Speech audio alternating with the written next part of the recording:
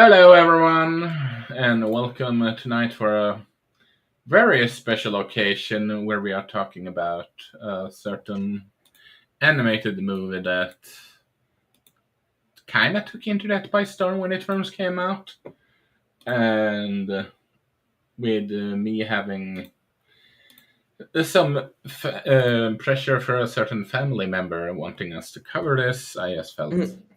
I suggested, and well, here we are right now. But joining me tonight is Jamie. How about you, Jamie? How's it going? I'm good. I'm glad this was suggested to us. I think I probably would have got around to seeing K-pop Demon Hunter eventually, but when Isaac asked about doing this podcast, like it made me watch the movie a lot sooner, and I'm glad I saw it because I had a lot of fun. Yeah, and for those that well, as the title suggests, the movie in question that we are talking about is Pop Demon Hunters, where we have a group of well-renowned K-pop girl group balance their life in the spotlights with their secret identity as demon hunters. And you know the first thing that came to mind when I saw this synopsis in general? Hmm. If Buffy the Vampire Slayer never existed, this would be just or they did a reboot. This would be just be something like I could have seen them take a spin on her. Honestly, if you really Mm. think about it, because I've never seen Buffy the Vampire Slayer, but you I've heard of haven't. no, yeah. It, I think it came out when I was like growing up, so yeah, no, I never saw it. I've always heard things about it though. I've seen a couple of episodes about it from it. I more saw, funny enough, the spin-off Angel, but I have seen a little of Angel, yeah.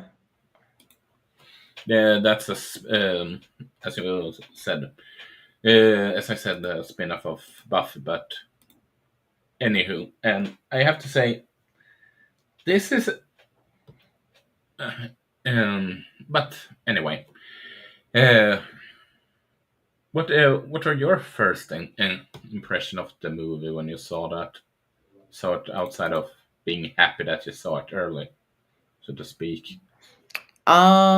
First, thoughts about the movie, I guess.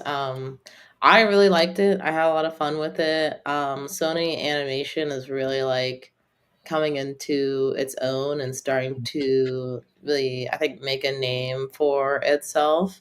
Because everybody or most people have seen like at least one of the Spider Verse films and know Sony Animation from that, but they've also had a lot of other projects that since then have just been like very you can see like all the artistry put into it and them like kind of being experimental, exploring different designs and whatnot. So that's always a treat, I think, for me as a someone Hmm. who like enjoys those kind of details with animation. But then the story I also think is a ton of fun.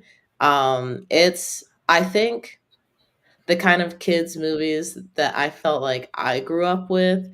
I've seen some like kid shows and stuff and recent past that have really disappointed me because I'm like, dang, this is just garbage.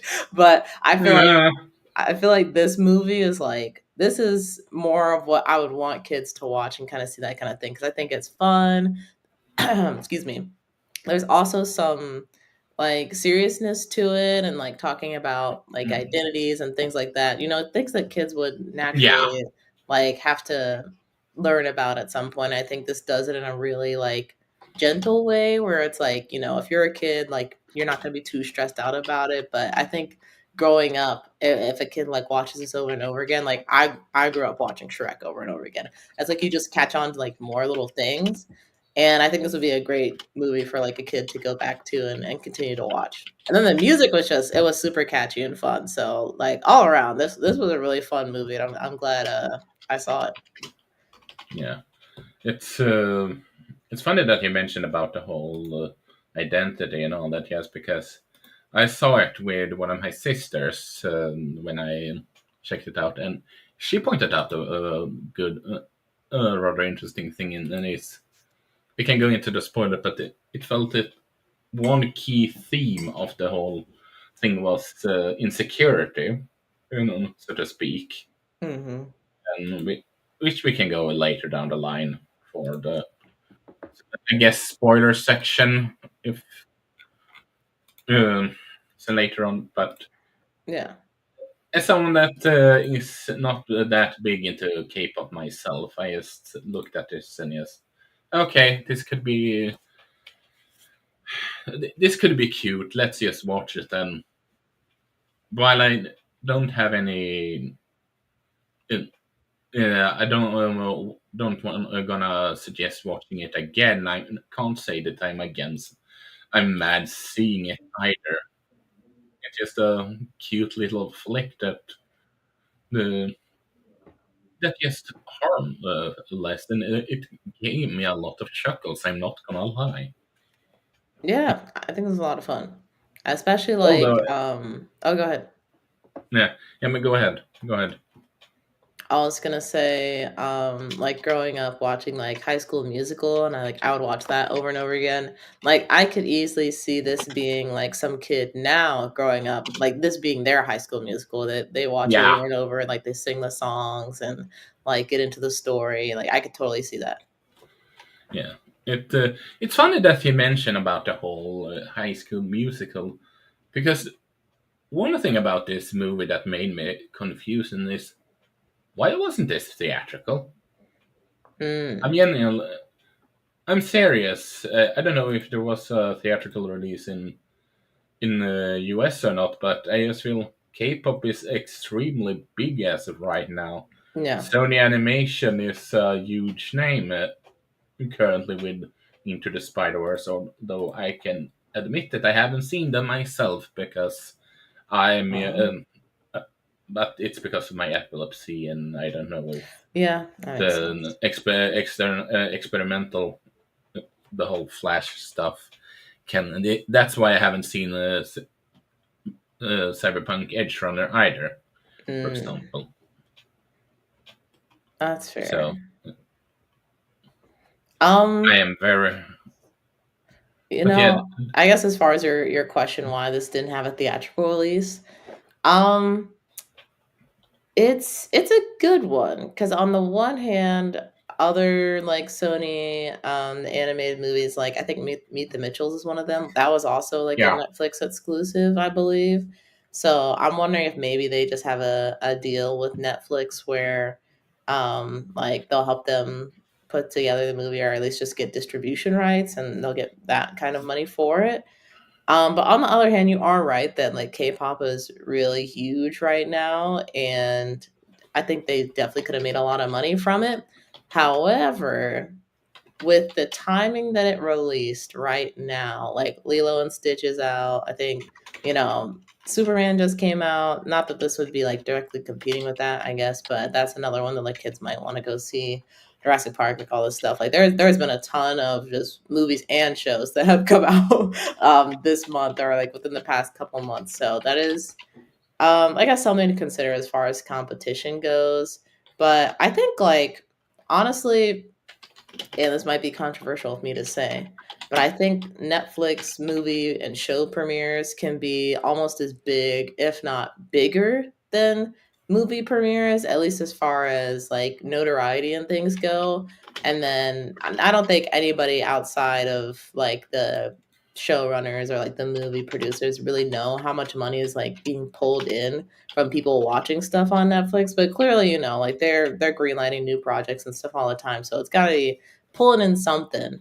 So I I don't disagree that this could have had like a pretty decent theatrical run. But I also think that the skepticism that we both shared was like, oh, we're not that big into K-pop. I wouldn't say K-pop is niche, but I wouldn't say like the general public is also going to gravitate towards it either. So Netflix is probably a safe bet. I mean, with how big a certain band who just got out of military service. I don't know about the norm is not going, but I get what you mean. Yeah. BTS is like BTS. That's the band that Isaac was referring to. It's BTX. I think Blackpink and maybe Twice. Like those are the only K-pop bands that I'm familiar with. And even then, like I can maybe name you a couple BTX songs. Couldn't name you a song from any of the other ones. So it's like I'm vaguely aware, and I feel like that's how most people are. So I don't know if they would gravitate towards the movie theater alone. I think with all the good conversation, like people would go eventually, but I don't know if it's like right away, like going to be a box office hit in a week. Maybe if they do a sequel, that one ends up on the theater. That could be Uh, cool. yeah, but also going into what you said about the whole kid scenario, and I actually agree with you because this feels like something you want to show kids and all that, yes, because it's good message, it's a lot of fun. Hmm. But I want to go into the whole animation style because I don't know what you think because something that bothered me with it, and Oh, okay. Yeah. I, I'm not saying that it was a bad thing. It was more confusion. If you look at, for example, the picture here, it Hmm. doesn't come off across at the same there, but the models and the movements of their faces made me think about stop motion animation, Mm. whereas they move as if they are in a 3D animated movie for obvious reason. And just, I mean, it works and all. Don't get me wrong, but it was just, huh? Interesting. I kind of see what you're saying because I think this might be the first or one of the few 3D animated movies I've seen that have tried to, like, go with the 3D character model, but then also include some of these like different anime facial expressions, like the puffy cheeks while like somebody's mad or like somebody's eating Hmm. food, things like that. So I was actually kind of surprised by that too, but I actually kind of liked it because I think that 3D has been our 3D animations in particular have been trying to emulate like 2D facial expressions that we see in anime and Mm-hmm. like other animated projects all the time, but haven't quite been able to nail it. And for me, I feel like this is the closest that they've gotten to nailing it. It definitely like when they make expressions like this, it's kind of off model from what the regular like 3D model looks like. But that's also kind Hmm. of true in 2D animation too. Like when they make those crazy expressions, they go from looking like their normal character to just like wow, super wild expression. So I feel like that's why it didn't bother me as much, I guess. But Yeah, no, I definitely agree that it's very striking when you see them like make these crazy faces. I mean, it fits the tone of the movie because Yeah. they want to be all over the place Hmm. because, well, they are pop stars, so it makes sense in that regard. And I have to say, however, speaking of the whole K-pop scene, I do, from what I know how, or should I say, this is music industry in a nutshell, how they made fun of. Mike says you don't sound happy at about this one. Lol. Uh, I didn't say that. Uh, I I did enjoy that, Mike. If you are listening, it was just I didn't love it, and I'm just making joking about why we're covering it. Hmm. But anywho, just the whole phases of when they seeing the boy band at the first part and just they going so over exaggerated of why they yeah, get so interested in them. It just that's a funny way to poke holes in the whole music industry as of how it is in general. I argue. Hmm. Um, I didn't have that thought. Not that I disagree. I didn't have Mm. that thought. I more so thought it was just like just very simple, like immediate infatuation with somebody because like, oh, the guy's hot, like, oh, I'm all of a sudden like I'm down to hear their music, whatever. Which I guess does kind of happen with I feel like just entertainment in general. Like, they favor the more attractive folks than maybe the less attractive people, I guess, which is subjective. Yeah, But um, yeah, to me, seeing that kind of made me think of like I think this is a very like female centered movie where it's like obviously we're following this K-pop girl group, and that was kind of I it they entertain like these romantic aspects between Rumi and Jinu and like all this kind of stuff. I think it was just kind of playing into that. Kind of similar like High School Musical, like there's a thing yeah, happening between Zach and Gabriella, but they're not just like making out or going crazy or anything like that. Like it's supposed to be like a sweet, like innocent kind of love, I guess. But yeah. the Eh, popcorn abs eyes was funny. that's what I mean with just making a joke about the whole sex appeal part that Yeah. is within that industry. I I mean, am kinda curious, like, because you see, like, Jinu and, like, the other members of the, opposing boy band. I forget, what was their boy band called? Let me see if I can find it. Um, Saja Boys. They already looked attractive in their demon form. So, oh I my, I was wondering if it was like I wasn't expecting that, honestly. I thought that they were just gonna look like yokai, like or I guess it's not yokai because it's Korean, but just monsters like all of the other, like, demons that they had fought so far. So, I guess those were actual, like, guys or, like, men that had made a deal with the devil, essentially. So, I was surprised to see there was actual dudes that were trying to bring the girls over, and that honestly made it more realistic for me, because like, the our I don't know if realistic is the right way to put it, but a woman would be or I guess a straight woman would be more attracted to a man than to a monster kind of thing, like Beauty and the Beast, like and yeah. most women are not attracted to animals or demons or anything like that. So I think it's more realistic for them to have like a cute like K-pop boy group to try and bring them down than like something else. I do, one thing that I do, however, was a bit disappointed by this one, but then again, the age stuff, it's obviously why they were a bit simplistic, but I wonder if it has something to do with the mythology that we doesn't know about the whole. Is this inspired by real mythology? The whole Mm. what they're doing, the whole the demon king, so to speak, and or is it just lore in general?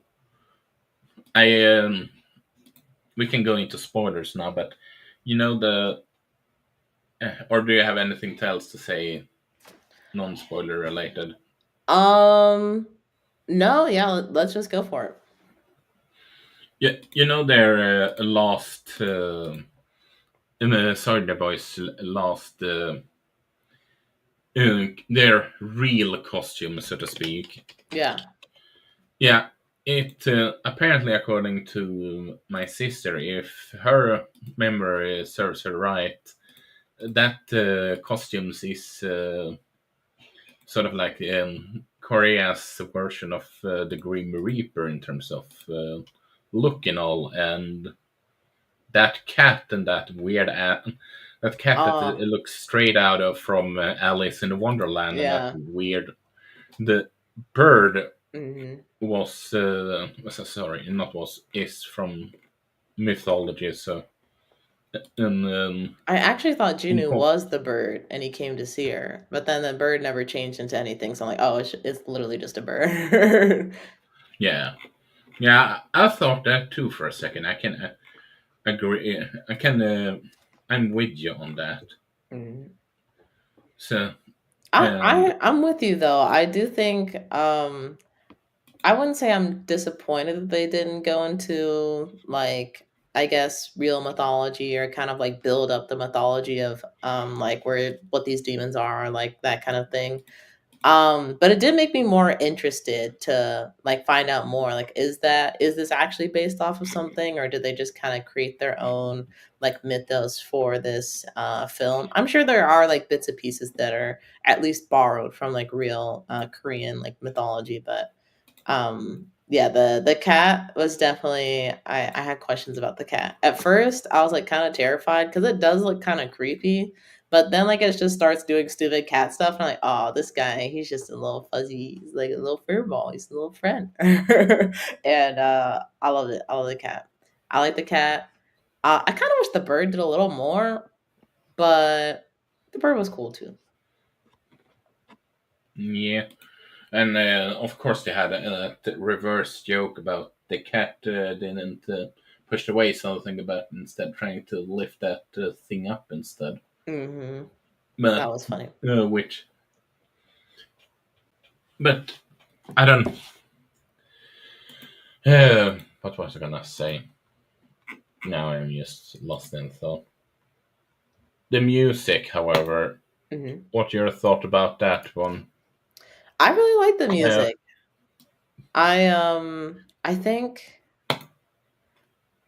I think they tackled a few different styles, which was cool to hear because I don't know, sometimes with musicals they're kind of not singing the same song, but it's kind of like I guess the same style, so you kind of get used to it after a while. It's not really anything to surprise you, but this I felt like, they had like softness when talking about like Rumi and Junu's kind of like romance and had a little love song that was mm, cute, but then they also had like Takedown just like really like energetic and like punch you in your face, like quite literally with the intent with what they were trying to do.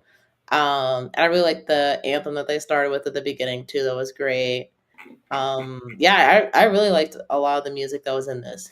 I wish that the Saja Boys had at least like one more song that they could have performed because I think we only really heard one from them. Um, I mean, you but technically got the last song also, which yeah, was a new one. yeah, no, that's true. I wish there was more in between Mm. the beginning and the end, though. That would have been, I think, cherry on top, or maybe something a little extra that it wasn't needed, but I would have liked it because then it would have really made me feel like, oh yeah, they're actually a K-pop boy band group. Yeah, I can understand that. For me, it was just, well, it didn't sound bad at all, and yes, but it just had. Um, would I have a car driving and having Mhm. radio on and just hear the this song on the radio? I was just, okay, let's have it on. I would I would probably not put it play it myself. You can catch my drift, but Any if of I the hear it in the songs in the background, movie, or just like the Soulja Boy songs? in general, Okay, that's fair. Yeah, so it wasn't just bad. It just didn't click with me, so to say. that's fair. That's No. perfectly okay. But but I do however say that I do think we both of us probably would have liked this more if we were big on K-pop, because I heard it from the sister in just one thing that she said was, what was it?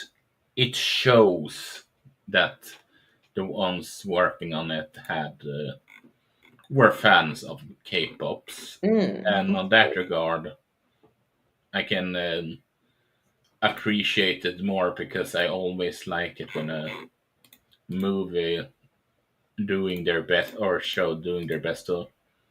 I don't know if I would call the source material in here, but you get what I mean. Yeah.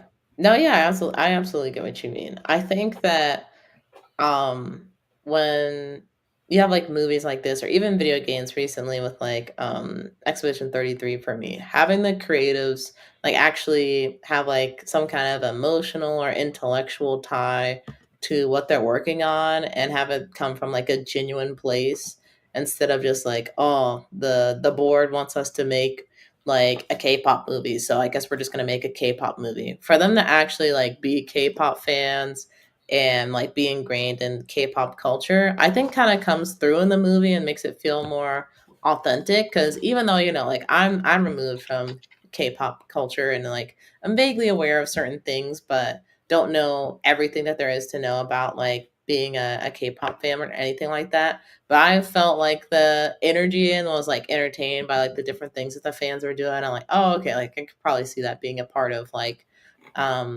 K-pop culture and like K-pop stands and things like that. So I think it's really good that they were genuinely excited about this, not just because like you get to work on a dream project, but it's also like you kind of get to spread the word about something that you love too, which is also great. So yeah, I'm happy to hear that. Yeah, uh, that made me happy too, because as I said, it it's always nice when the ones working on the source material knows what they're doing. Yeah, It's and not that they want to do it every respectfully. Yeah, Yeah, it's not every project isn't Andor where the showrunner didn't give a crap about Star Wars and took the job just to get the job, and now he made one of the arguably the most critical and uh, critical acclaimed Star Wars project and all, which I yeah. Which think is honestly, funny. I feel like there's always like a happy medium between it because sometimes like when you love something or like you're a part of a community, you can get like Hmm. too close to a project, then you start to kind of warp things to instead not be about like the actual culture but the way that you see the culture. And then sometimes there's just like people that are like, oh, like you want me to make a Star Wars movie and you'll pay me, let's for example, $20 million. Okay, sure, why not? And then I think in that process you either learn more about the thing that you're working on or you surround yourself with people that are familiar with Star Wars. But I think ultimately you come into things like having a different take and having a fresh take in some cases, like Andor I think is like the most grounded thing that Star Wars has done, at least that I've seen, being like a new Star Yeah, Wars person. But I think that there's benefits to that too. It's like as long as you're willing to be respectful to the source material and like not just throw in things to throw in things, I feel like it's not too hard to go wrong. It's a lot of work, but it's not too hard to like kind of stay in the lane. yeah, and I have to say though, and if they were not in what is it? Wasn't that military service? Yeah. It would have been a funny gag if the BTS members were the voice actors for a boy band, just because how they clearly get their fans Mhm. so into them. It would just been a fun joke in my book, but Yeah, maybe that that's would have just been me. cool. I think But some actual K-pop groups were involved with like the music of this. yeah, I want to say like twice for the Huntress group. I don't know for the guy group, but yeah, that's really neat too. my sister claimed that it was twice. Yes. Mm. So, and I trust her. She might not be the biggest one of the my sister slash mom into the K-pop, but she knows her stuff. Yeah, I think she's right. I think I've read that before. So, out of anything, like this movie's made me a Twice fan. Yeah, but I'm gonna go. Do you remember when I told you about my sister? Said that she had an interesting perspective of it all. That going to into spoiler territory, Mm. but the whole ordeal was with her being a half demon, being half demon, half human, and all that Yeah. jazz. And it always the whole theme. We can kind of see the theme of And this move, lingering in, is what she arguably says facing her insecurities, and her demon side is, well, her major insecurity. Hmm. And at the end of the all, she faces the insecurities, and because of that, they manage to beat the final boss. Which what was he? What was the final boss even meant to be? Was he just a pool of energy? I don't know, but uh, that's an entire other thing. But we saw that when she managed to confront her past, or should I say, one that said that no, you should hide it, you should hide it, you should hide Hmm. it, kind of like that. But now when she faced it, it got they really managed to get the final nail or whatever you want to call it that managed to fix this. Yeah. No, I see where she's coming from with the insecurities take. I think for me, it made me think about excuse me, people with like mixed ethnicities. So like it's for example, I know a lot of people that's like have like Caucasian, like one Caucasian parent and then like one African American parent. Hmm. Um, and from that perspective, I'm not mixed, by the way. Like both my parents are black, but from that perspective, I kind of could understand that too, because like she wants to fit in with like the humans or like the normal people, but she has like the marks of a demon. And it's like, if she tried to fit in with like the demon, she couldn't really because she's considered like, a human.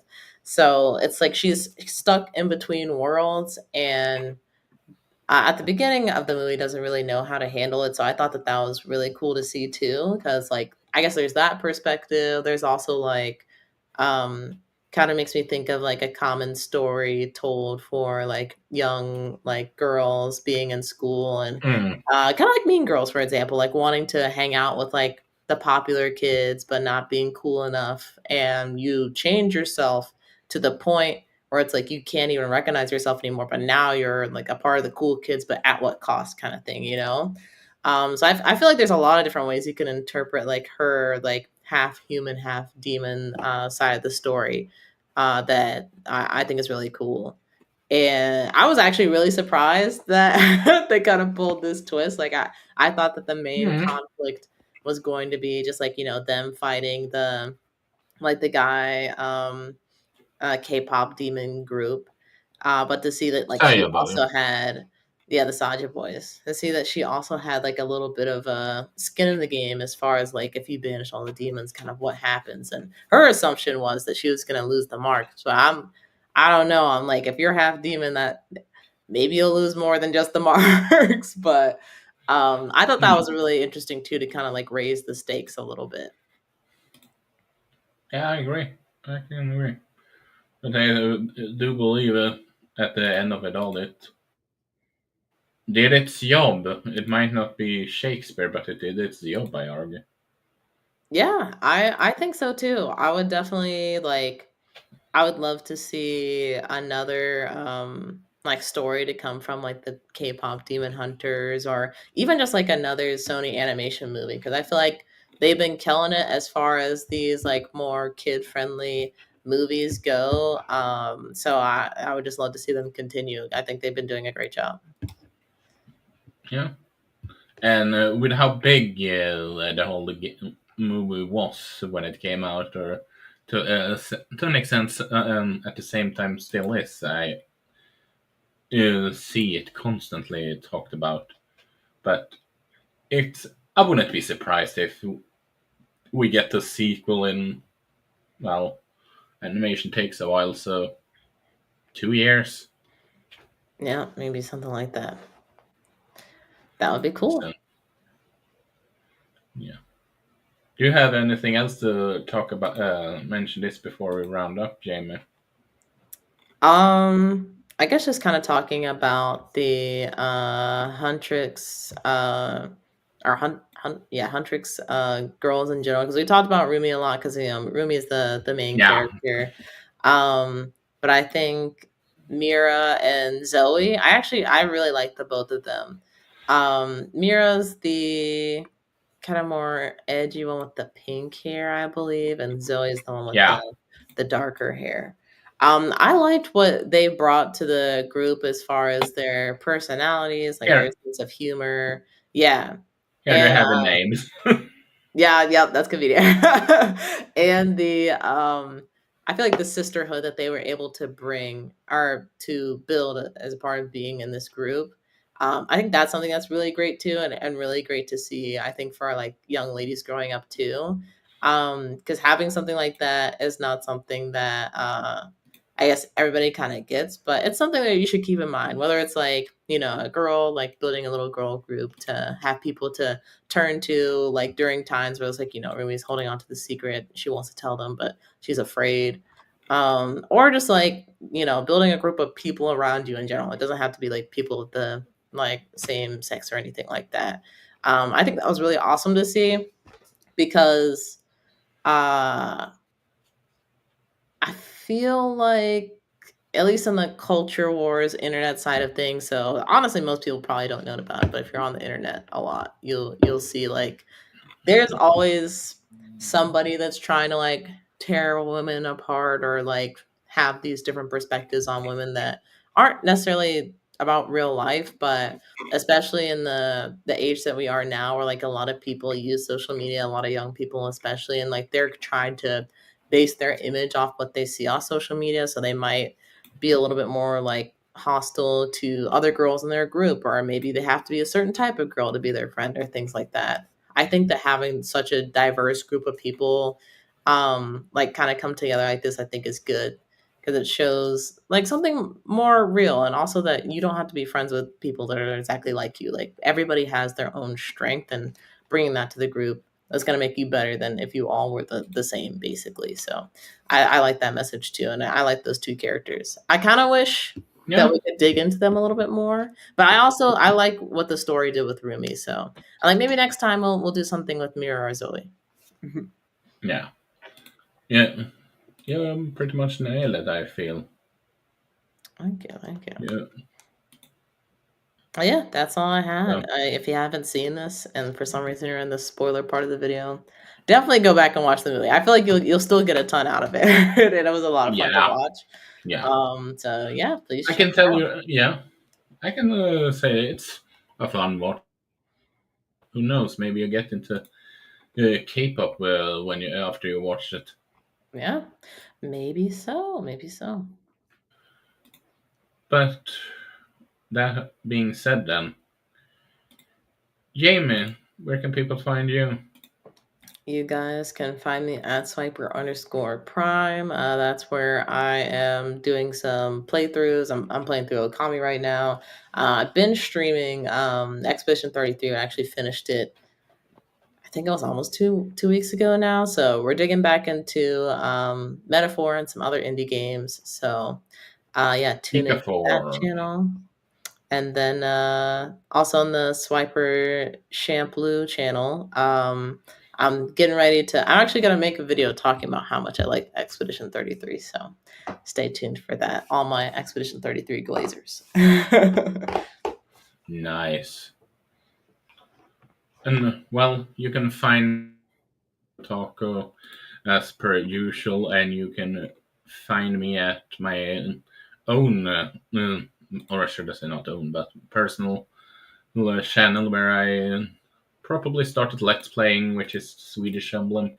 Just here, just like on Twitch, where the episodes is all about the ongoing astral chain journey, and it's keep on trucking. It's keeping trucking. And you can find me at both uh, Twitter and Blue Sky at Emblemaniac. Although I'm trying to use Blue Sky more and more, so to speak. But that's pretty much from me. And Jamie, and do you have anything else to mention, Jamie? Yeah, if anybody has seen the movie, definitely leave us a comment what you thought about Mm, it. Did you like it? Did you not like it? Are you into, like, K-pop music? Are you not into it? I'd be curious to hear, like, what everybody's experience with this was, because from what I've seen online, it's been, like, overwhelmingly positive. So I know there's gotta be some people that, like, maybe weren't so hot on it, or maybe you guys do really like it. Definitely let us know. yeah, that's that I do agree on. Have it awesome, y'all. Boy. Peace.